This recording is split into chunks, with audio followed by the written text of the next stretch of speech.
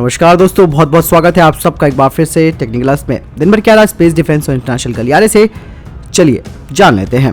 सबसे पहले defence update की बात करते हैं तो वो पूर्वी लद्दाख को लेकर आ रही है। जैसे कि आप सभी को मालूम है, दोनों देशों के बीच तनाव बना हुआ है और अभी तक ये नहीं डिसाइड हो पाया है कि सेनाएं पीछे जाएंगी या नहीं। लेकिन यहाँ पर भारतीय सेना ने अपनी तैयारियां लगातार मजबूत कर दी हैं, क्योंकि अब आपको मालूम ही है कि नवंबर का महीना आ चुका है और नवंबर में यहाँ पर 40 फीट तक बर्फबारी होती है और वहीं तापमान यहाँ पर -30 से 40 डिग्री सेल्सियस तक नीचे पहुँच जाता है। ऐसे में यहाँ पर जवानों के लिए हालात आसान करने के लिए उनकी रहने की फैसिलिटी को भारतीय सेना ने अपग्रेड कर दिया है।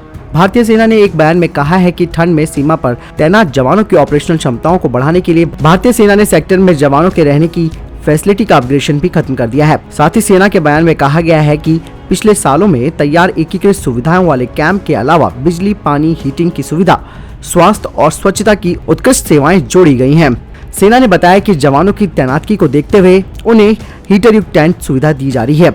इसके अलावा सैनिकों के लिए आकस्मिक जरूरतों को पूरा करने के लिए पर्याप्त नागरिक बुनियादी ढांचे भी बनाए जा रहे हैं। आपको बता दें कि भारत चीन पूर्वी लद्दाख में कई महीनों से सीमा विवाद को लेकर आपस में उलझे हुए हैं। मामला शांत करने के लिए दोनों देशों के बीच कई सैन्य और कूटनीतिक स्तर पर कई चरणों में बातचीत हुई है। पिछले हफ्ते ये खबर आई थी कि दिवाली से पहले डिसएंगेजमेंट हो जाएंगे, लेकिन अभी तक इस पर सहमति नहीं बनी है। अगली डिफेंस अपडेट की बात करते हैं तो भारतीय नौसेना को लेकर आ रही है। बजटीय बाधाओं का सामना कर रही है भारतीय नेवी, इसलिए भारतीय नेवी अपनी खरीद प्रक्रिया में भी परिवर्तन कर रही है। भारतीय नेवी अपने लिए लैंडिंग प्लेटफॉर्म डॉक्स यानी कि LPD की संख्या में कटौती करने के लिए वे मजबूर हो गई है, क्योंकि बजट की कमी की वजह से उन्होंने ऐसा निर्णय लिया है। अब भारतीय नौसेना केवल 2 LPD देख रही है। पहले भारतीय नौसेना का विचार था कि कम से कम उनके पास 4 LPDs होने चाहिए। रक्षा सूत्रों ने कहा कि नौसेना LPD के लिए नए निर्देशों के साथ नए रिक्वेस्ट फॉर प्रपोजल पर भी काम कर रही है और इसकी संख्या को घटाकर 2 करने पर चर्चा चल रही है। हालांकि एक वरिष्ठ रक्षा अधिकारी ने बताया कि नौसेना अपनी प्राथमिकताओं के आधार पर भविष्य में अन्य 2 LPD खरीदने के लिए एक और नए टेंडर को जारी कर सकती है। नवंबर 2013 में नौसेना ने 20,000 करोड़ की लागत से 4 LPD के निर्माण के लिए निजी शिपयार्ड में प्रस्ताव आमंत्रित किया था। हालांकि सितंबर में रक्षा मंत्रालय ने इन 4 LPD की खरीद के लिए अपने RFP को वापस ले लिया था। पिछले केंद्रीय बजट में भारतीय नौसेना को केवल 41,259 करोड़ रुपए आवंटित किए गए थे, जबकि उन्हें अनुमानित राशि करीबन 64,307 यानी कि 64,307 करोड़ की जरूरत थी। और ये जो बजट एलोकेट किया गया था भारतीय नौसेना के लिए, वो मौजूदा जो देनदारियां हैं उन्हें पूरा करने के लिए पर्याप्त नहीं था। यही नहीं, भारतीय नौसेना चाहती है कि 2027 तक उनके पास करीबन 200 शिप फ्लीट्स मौजूद हों, लेकिन बजट की कमी की वजह से नौसेना को दोबारा से इस विचार पर सोचने को मजबूर कर दिया।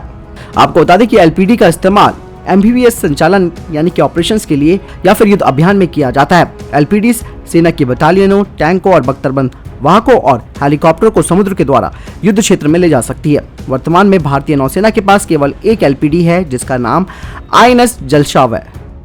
दोस्तों, यहाँ पे अगले डिफेंस अपडेट की बात करते हैं तो HAL और CSIO को लेकर आ रही है। सेंट्रल साइंटिफिक इंस्ट्रूमेंट ऑर्गेनाइजेशन यानी कि CSIO और HAL ने लखनऊ में विभिन्न हवाई प्लेटफॉर्मों के लिए भविष्य के विमानन टेक्नोलॉजी डिजाइन और विकास के लिए हाथ मिलाया है। रक्षा मंत्रालय के तहत आने वाले सार्वजनिक क्षेत्र के HAL ने एक MOU पर हस्ताक्षर किए हैं, जो विज्ञान और टेक्नोलॉजी मंत्रालय के तहत एक राष्ट्रीय अनुसंधान और विकास संगठन CSIO की सेवाओं का लाभ उठाएगा। इनमें विभिन्न स्वदेशी और लाइसेंस के अंडर बनने वाले उत्पाद बनाए जाएंगे, खासकर कि उनमें अपग्रेडेशन होगा, जिनमें Tejas light combat aircraft, Dhruv advance light helicopter, light combat helicopter, light utility helicopter, Sukhoi 30 और MiG-29 फाइटर जेट्स के अलावा AN-32 और डोनियर परिवहन विमान के साथ साथ एक्सक्यूटर और अन्य एक्सेसरीज का डिजाइन और विकास भी शामिल है। अगली खबर की बात करते हैं तो वो INS विक्रांत को लेकर आ रही है। भारतीय नौसेना अपने नए विमान वाहक के समुद्री परीक्षणों को शुरू करने के लिए तैयार है। INS विक्रांत पहला स्वदेशी एयरक्राफ्ट कैरियर है, जिसे IAC-1 के नाम से जाना जाता है। इसका जनवरी 2021 में कारवार या विशाखापट्टनम के तट पर समुद्री परीक्षण शुरू करने की उम्मीद है, क्योंकि इन दोनों स्थानों पर इसे समायोजित करने की सुविधा है। विमान वाहक पोत का निर्माण कोचिन शिपयार्ड लिमिटेड द्वारा कोच्चि, केरल में किया जा रहा है। सूत्रों के हवाले से पहले एक खबर आई थी कि IAC-1 विक्रांत का समुद्री परीक्षण 2020 में शुरू होने वाला है, लेकिन सूत्रों के मुताबिक अभी हार्डवेयर परीक्षण इसका खत्म होना बाकी है और साथ ही कोविड-19 और लॉकडाउन की वजह से इसमें देरी हुई है। अगले डिफेंस अपडेट की बात करते हैं तो वो भारतीय नौसेना को ही लेकर आ रही है। भारतीय नौसेना को अपना 9वां बोइंग P-8I सर्विलांसिंग एयरक्राफ्ट मिल गया है और बाकी के 3 एयरक्राफ्ट अगले साल तक मिल जाएंगे। अगली खबर की बात करते हैं तो भारत और अमेरिका को लेकर आ रही है। अमेरिका के नए राष्ट्रपति जे बाइडेन ने साफ कर दिया है कि वो भारत के साथ दोस्ती को आगे बढ़ाएंगे। दोनों देशों के बीच रिश्ते और मजबूत होंगे। उन्होंने कहा कि साझा वैश्विक चुनौतियों में वो भारत के साथ काम करने के लिए काफी खासे इच्छुक हैं, खास करके इंडो पैसिफिक क्षेत्र में। बाइडेन का ये बयान भारत के दोनों पड़ोसी मुल्कों चीन और पाकिस्तान को चिंतित कर सकता है।